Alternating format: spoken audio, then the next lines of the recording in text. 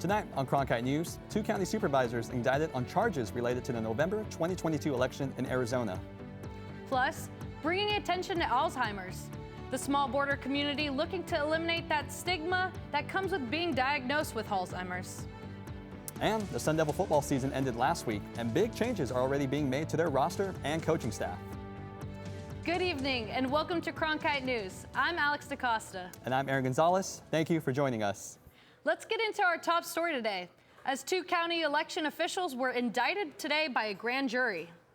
Cronkite News reporter Tabitha Bland has been following the story and joins us now from the control room. That's right, Aaron and Alex. The Arizona Attorney General's office announced the indictment of 2 Cochise County supervisors today. The allegations brought forward include conspiracy and interference with an election officer. Supervisors Peggy Judd and Terry Tom Crosby are under legal fire for their involvements in the 2022 election. Allegedly, the conspiracy occurred between October 1st and December 11th, 2022. The defendants pushed for a hand count of all 12,000 Election Day ballots and about 32,000 early ballots. This action would delay the transmission of the canvass and prevent it from reaching the Secretary of State's office in time. In a statement, Mays said, quote, "I took an oath to uphold the rule of law, and my office will continue to enforce Arizona's elections laws and support our election officials as they carry out the duties and responsibilities of their offices." Both of the defendants currently serve as supervisors and are presumed innocent until proven guilty in a court of law. In the control room, Tabitha Bland, Cronkite News. The holidays are right around the corner, and health experts are encouraging caution as families start to gather. Historically, winter has been the time COVID spreads the most.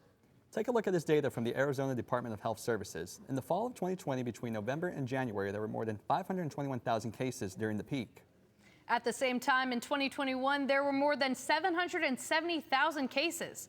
During 2022, though that number fell to 141,000 cases in the winter months, vaccines played a big role in the decrease.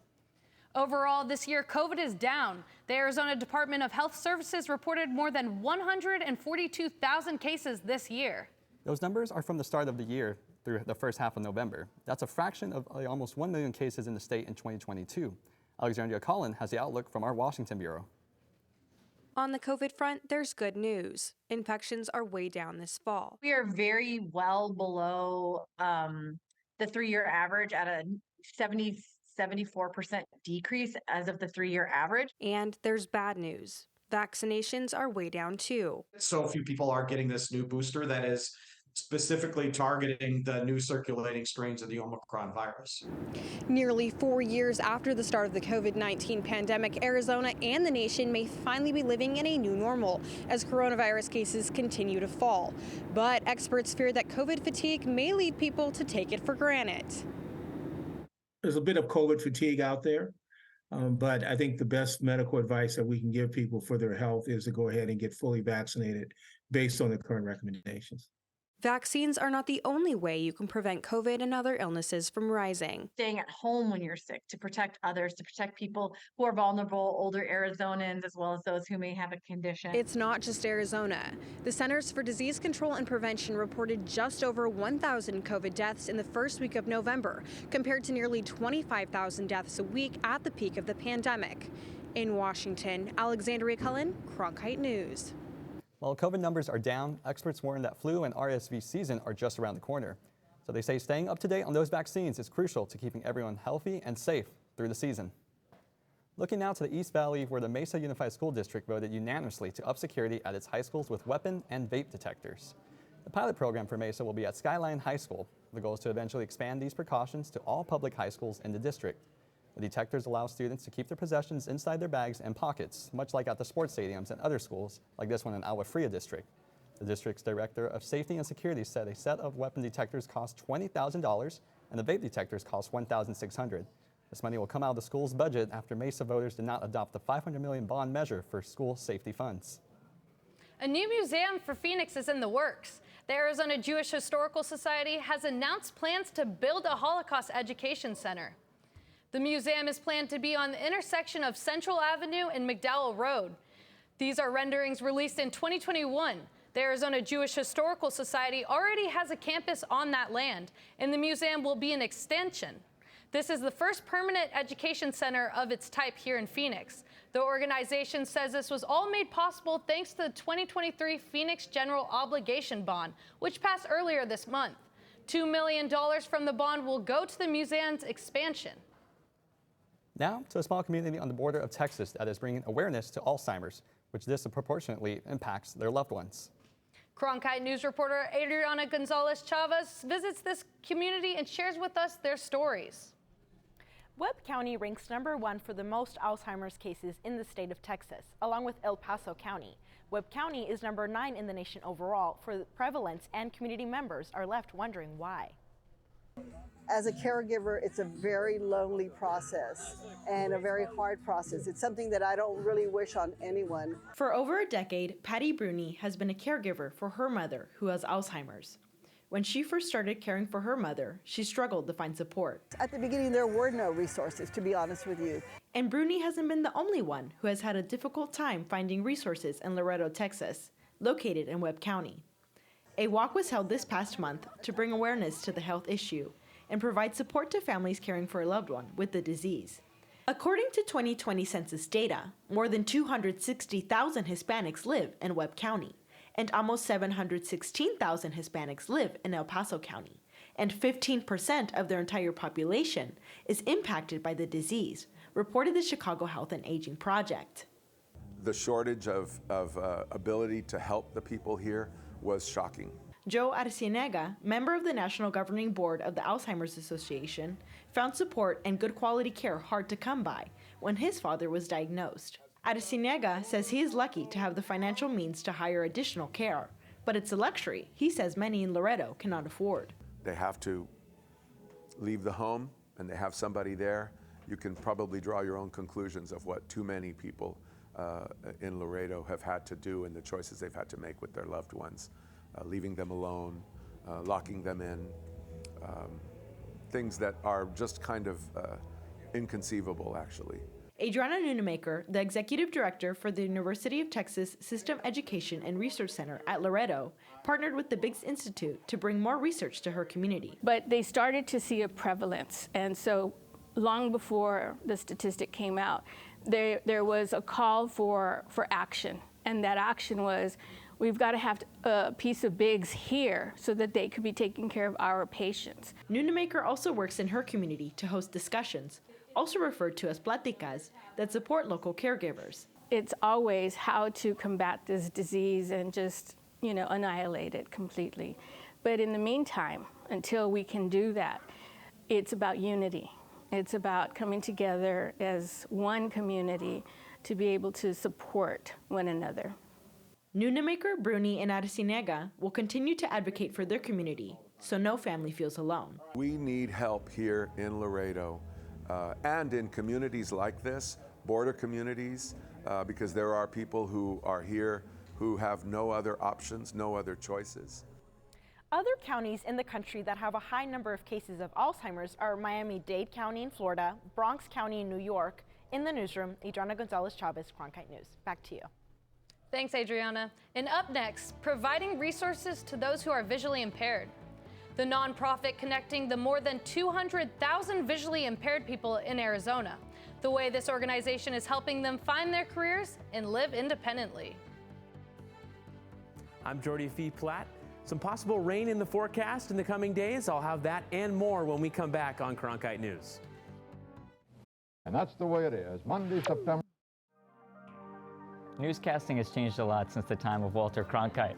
That's why here at the Walter Cronkite School of Journalism, you can learn the studio production skills of today in real time. Whether you want to work audio, direct, technical direct, design graphics, or you can even run the floor. It's all part of the Television Production and Graphics Lab here at the Walter Cronkite School of Journalism. We're going on in 3, 2... Did you know newsrooms today are looking for bilingual journalists? Cronkite Noticias prepares you to cover diverse communities. In Cronkite Noticias, you will obtain an unforgettable experience. Nopales como este van a tumbar. Cronkite Noticias. And develop your skills with the latest technology.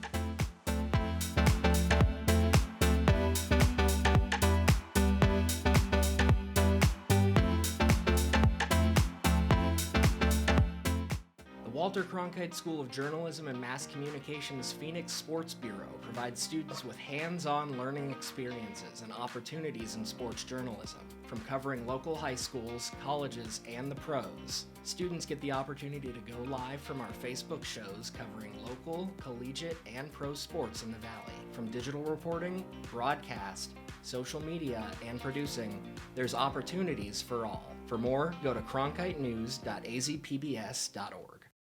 There are more than 200,000 blind or visually impaired people in Arizona. Cronkite News reporter Sydney Whitty spoke to one local nonprofit that has been helping this community for decades. Savvy Services for the Blind was started back in 1964 by two blind sisters as a social club. It is now a statewide agency serving thousands of people in Arizona experiencing limited vision and blindness. Gary Folks is a recent graduate from Savvy Services for the Blind.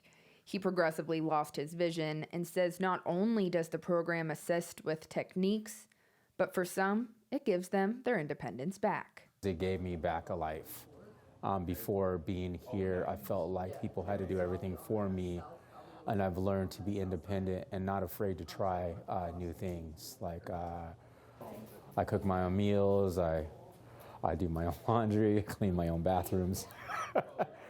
This local nonprofit helps those who are visually impaired with innovative programs and accessible learning. We have what's called a positive philosophy on blindness, and we truly believe that it's not what you can see that matters, it's what you can do. Moon says learning non-visual skills like cane work, typing, and Braille are imperative for students at Savvy Services for the Blind who seek employment and independent living. We focus on what we call our non-visual skills, where we utilize other techniques outside of vision, like we wear these here, these learning shades are called, where we can eliminate visual distractions so that students can focus on what they call their non-visual skills. Youth, adults, and seniors participate in different programs, depending on their goals. The Assistive Technology program helps students learn to navigate using speech and/or Braille. D space.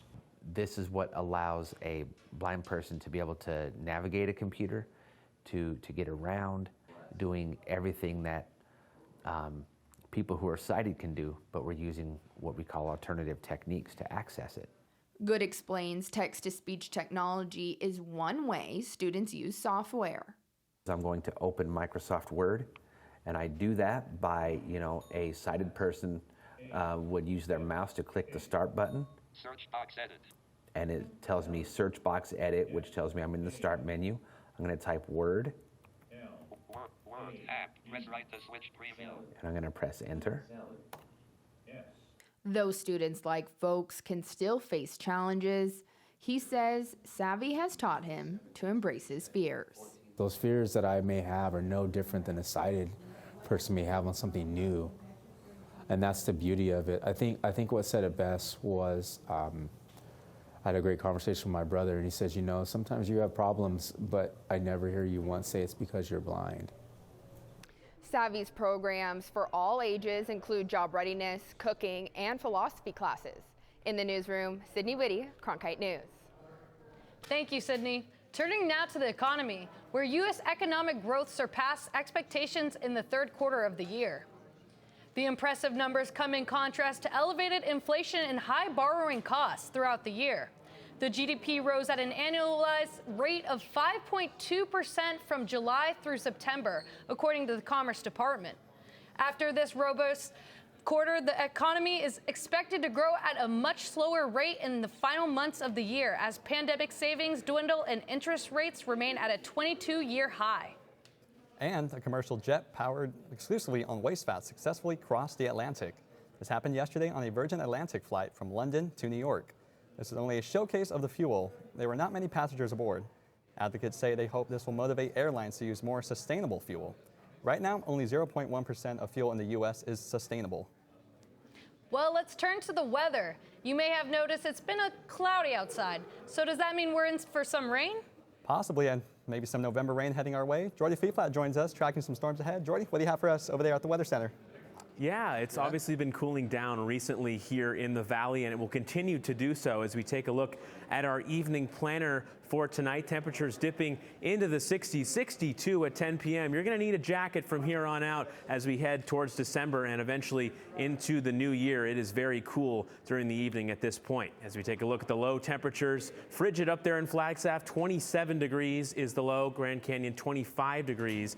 And as you look at the highs, very small range in Flagstaff. You saw the low in the high 20s. The high is 40 degrees, 44 degrees in the Grand Canyon, 67 degrees in Phoenix. That's why we love to be here during this time of year. Spectacular weather.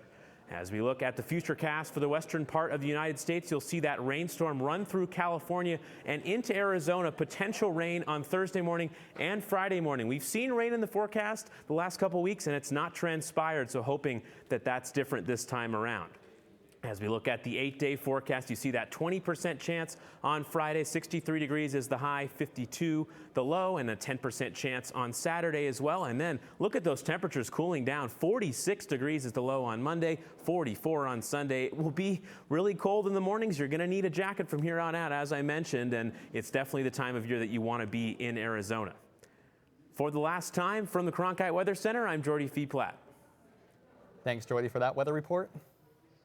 And now Ryan Bunnell joins us with what's coming up next in sports. Hey Ryan, what are you working on? Thanks, Aaron and Alex. Coming up after the break, Los Angeles is starting to prepare for the Summer Olympics, but it's a winter sport that's gaining popularity in the city. We'll highlight the nonprofit that's helping bring a sport commonly played in Canada and overseas to the United States.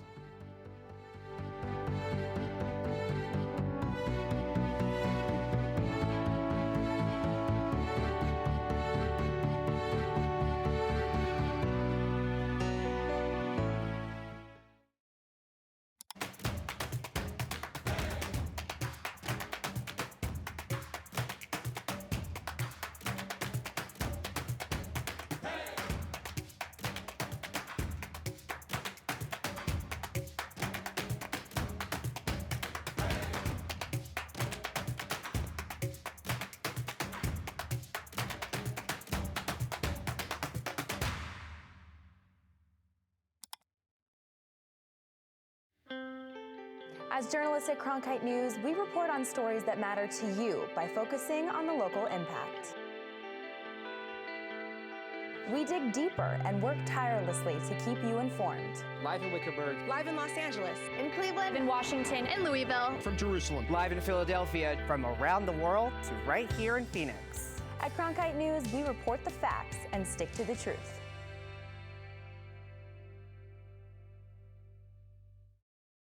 ASU's one and only student-run radio station, Blaze Radio, provides students with opportunities to cover a variety of topics. From music, this is Sun City Garage, to sports coverage, against the Brewers in his last outing, he went to news. The bill also gives parents the ability to sue. And entertainment updates. Blaze Radio offers a fun environment to gain valuable broadcast experience. To find out more, visit blazeradioonline.com.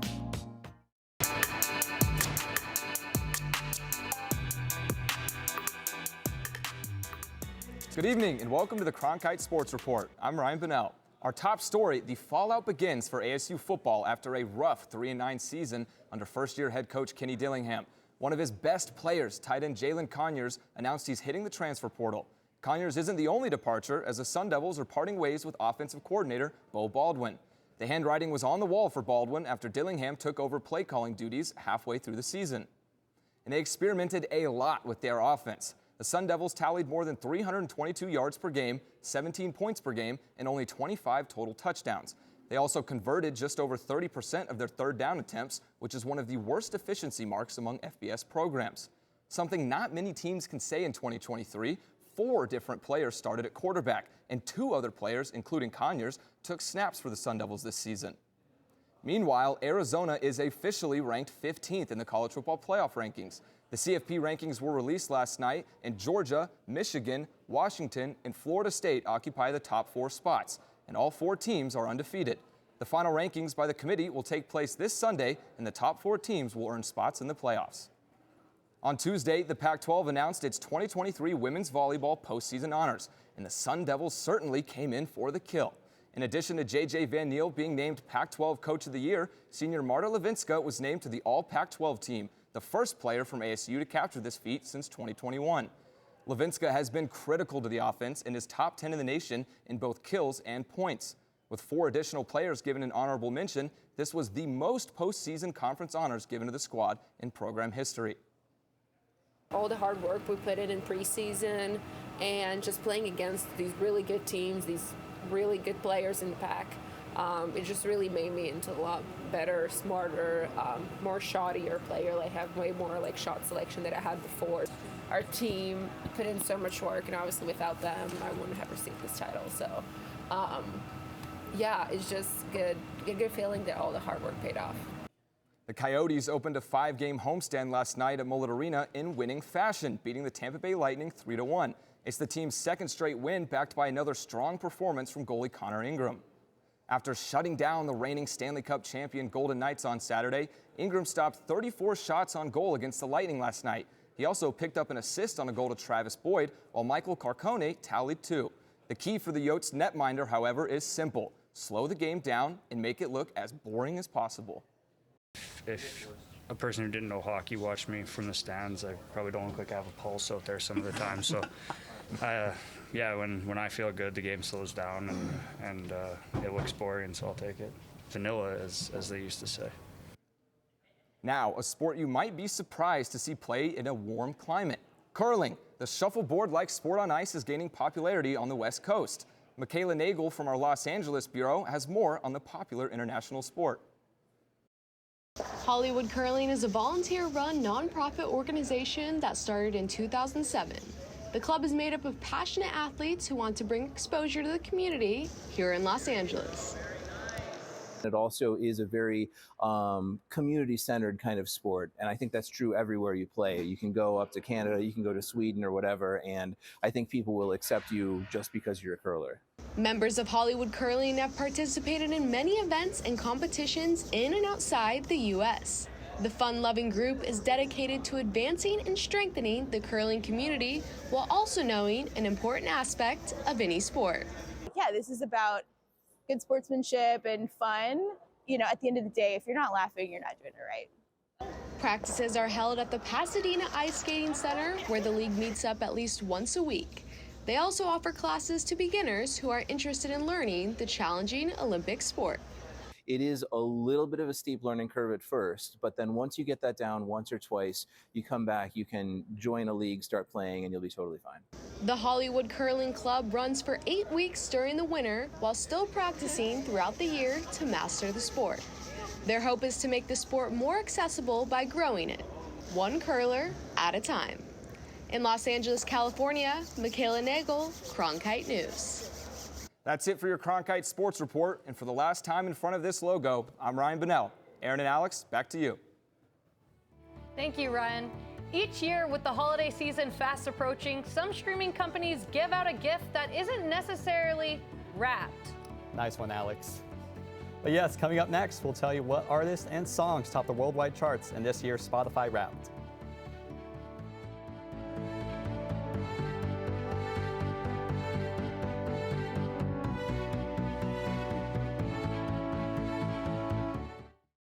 Three, 2, 1. Cronkite News. Get real professional experience in areas such as reporting, broadcast editing, and behind-the-scenes production, such as technical director and audio. Kill the mics. Or go out in the field and cover important local stories. Learn and master the English language. In a fun, welcoming atmosphere. Cronkite News. The future starts now. Here at the Walter Cronkite School, students produce award-winning content that focuses on health disparities in underserved communities and how to turn things around.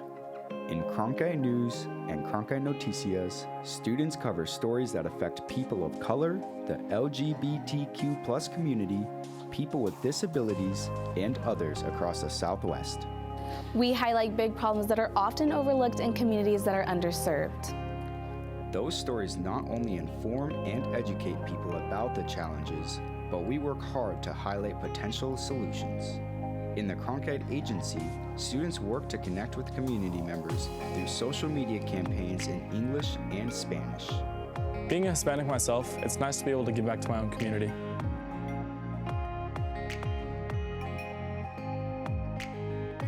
Find more of our health coverage at cronkitenews.azpbs.org. The popular recap of music for each year, known as Spotify Wrapped and Apple Replay, are officially out for 2023. That's right, Alex. And I'm already seeing it on my social media. Did you check out your results? Yep, Aaron, you know, my top artist was the whole world's top artist. Who'd you get? I got Charlie Puth, so Nice. just putting that out there. I bet you could never guess in your wildest dreams which artist was the one to be ranked top artist of the year. It would be a surprise if it wasn't Taylor Swift this year. She was streamed 26 billion times around the world. Reggaeton superstar Bad Bunny took second place, followed by The Weeknd, Drake, and Peso Pluma. And the top song this year was Flowers by Miley Cyrus with more than 1.6 billion global streams. And that's it for Cronkite News and our Wednesday crew. Thank you for joining us. And a special thanks to our entire production staff, Hannah Smith, Jacob Ross, Justin Spangenthal, and Mason Miller. Thanks so much, everyone. A reminder to see top Arizona stories anytime, log on to cronkitenews.azpbs.org.